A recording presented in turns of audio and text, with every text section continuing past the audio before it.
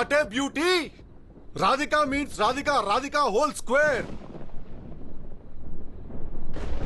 78 years లో ఒకసారి జరుగుతుంది ఇట్లాంటి కలయిక. ఒక మసూదా, ఒక కాంచన, ఒక బ్లాక్ మ్యాజిక్, ఒక రెడ్ సిగ్నల్. ఈవిల్ డెడ్ ఇది. ఏ ఇడియట్, చాటర్ బాక్స్ లాగా. What happened?